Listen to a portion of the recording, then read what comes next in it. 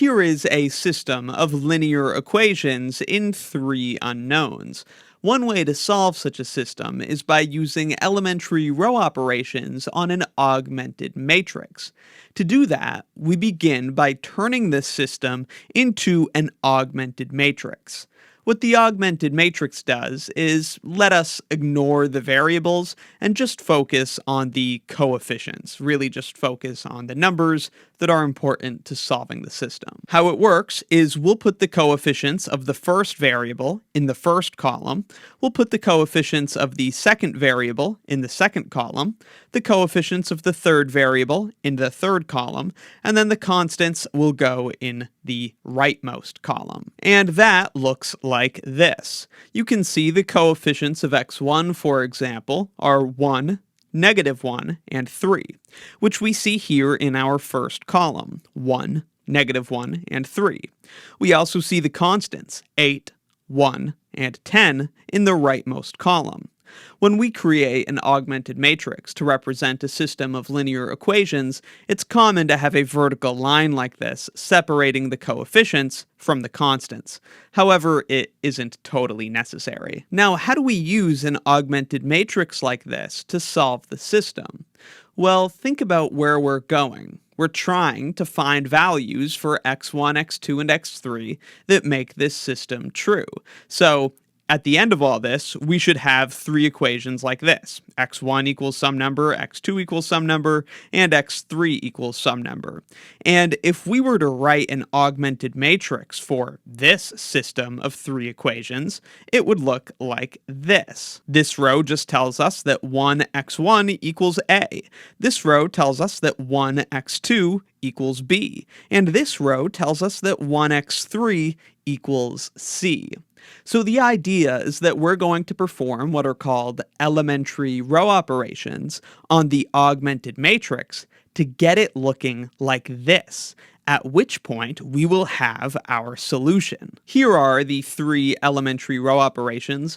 They're all just things that we might do with the equations if we were trying to solve the system, but put in terms of the rows, since we're doing this with matrices. So we can multiply a row by a non-zero constant, we can interchange two rows, we can add a multiple of one row to another. Doing these things does not change the solution to the system, so we're going to perform these operations to get this matrix in what we call reduced row echelon form, which looks like what we just saw a moment ago. So here is our augmented matrix. Let's think about the first two steps we want to make.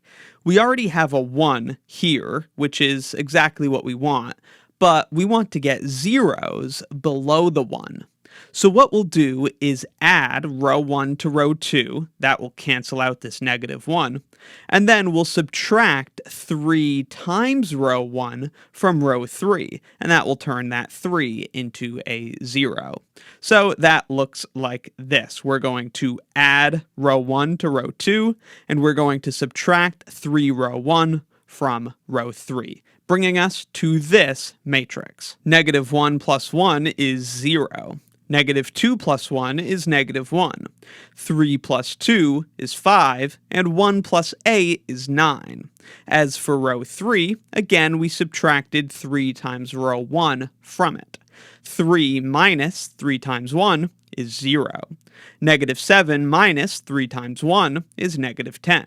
4 minus 3 times 2 is -2, and 10 minus 3 times 8 is -14. Now remember what the end goal looks like. It has 1s on the diagonal of the coefficient part of the matrix, and it has 0s elsewhere. Right now, we have a -1 here on the diagonal, so the next thing we'll do is multiply row 2 by -1 in order to turn that -1 into a +1. Of course, this also makes the 5 negative and the 9 negative. Now we have a -10 here below this 1, and we want to turn that into a 0. So we'll add 10 copies of row 2 to row 3. And that gets us to this matrix here. Negative 10 plus 10 times 1 is 0. Negative 2 plus 10 times negative 5 is negative 52. And negative 14 plus 10 times negative 9 is negative 104. Now, here on the diagonal, we have a negative 52. We want it to be positive 1. So we'll multiply row 3 by negative 1 over 52. That turns this negative 52 into a positive 1, and it turns this negative 104 into a positive 2. Now, we have positive 1s on the diagonal of the coefficient part of the matrix, and we have zeros below them.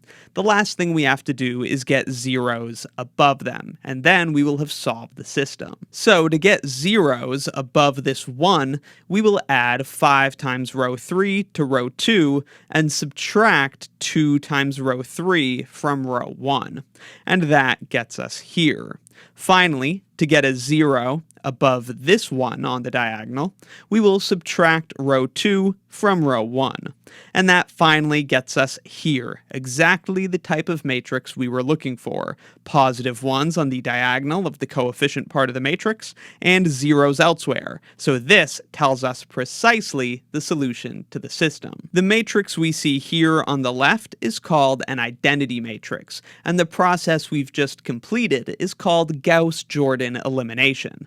I'll leave links in the description to my lessons going in more detail on both of those things. From this matrix, which is in what we call reduced row echelon form, we see that x1 equals 3, x2 equals 1, and x3 equals 2. And that is how we use elementary row operations and an augmented matrix to solve a system of linear equations. Let me know in the comments if you have any questions, and be sure to check out my linear algebra course and linear algebra exercises playlists in the description for more. If you find my videos helpful, please consider supporting what I do by joining Wrath of Math as a channel member. You can get early and exclusive access to extra videos and practice, and if you join at the premium tier or above, you can access the lecture notes used in this course.